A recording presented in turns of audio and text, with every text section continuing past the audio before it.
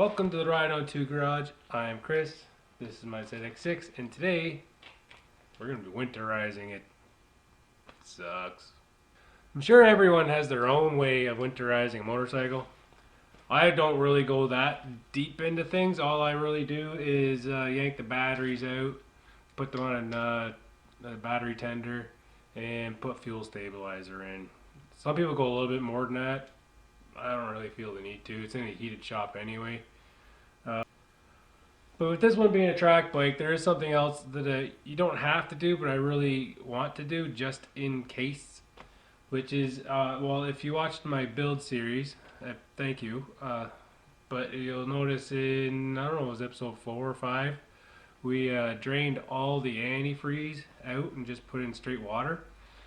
Later on, I did water with water wetter, because you're not allowed to have antifreeze on the track. So right now there is no antifreeze in this cooling system, and if my heating system in my garage were to somehow fail and stuff would freeze overnight, then there's no protection against that in this bike.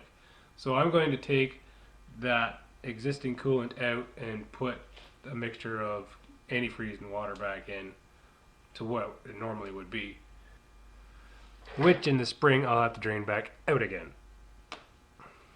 Some people like to go a little further, maybe put some mothballs in around like your airbox and stuff. If you do have a rodent problem, it's probably not a bad idea. If you have wheel stands, it doesn't hurt to get your tires off the ground so you're not constantly sitting on one spot of the tire unless you're changing the tires, which I will be doing anyway. So I'm going to start by taking the body panels off, and then I'll change the coolant. I've already done the fuel stabilizer, this stuff here. Then after that, just yank the battery out, and then it goes on the trickle charger or battery tender. Well, let's get to work.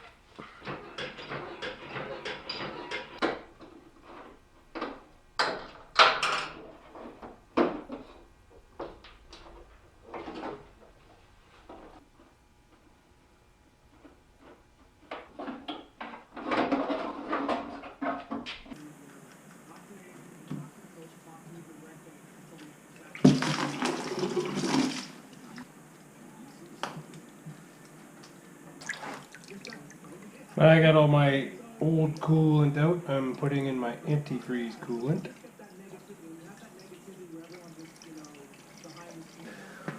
I've got the coolant back in. I'm going to start the bike up, let it flow through, get all the air out of the system.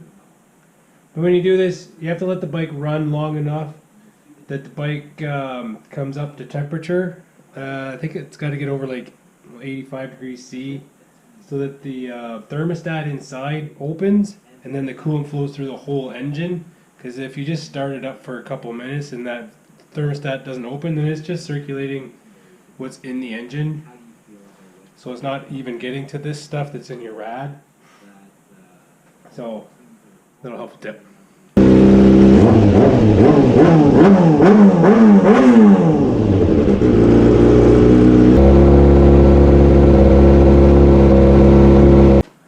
Well, the only thing left to do is take this rad cap off and then top it up again. But it's freaking hot, so we're going to let it cool down a bit.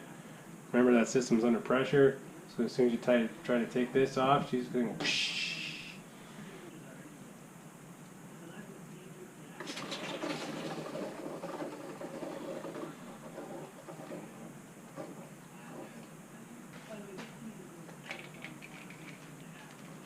Hot, hot, hot.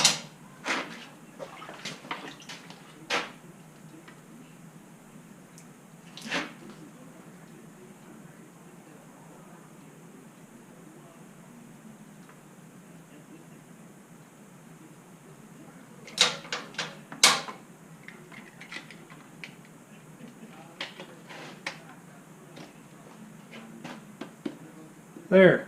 Now we're going to move on to the next step. Let's get the bike back up here and get the door closed because it's cold outside.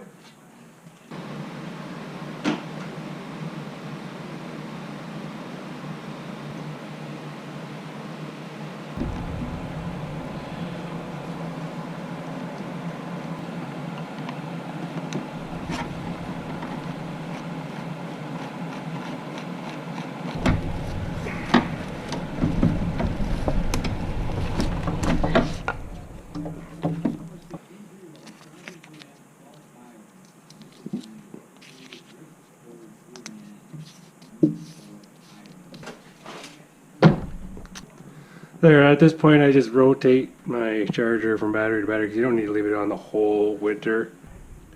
I'll just switch the terminals from one battery to the other battery every few days because you don't, this is a charger.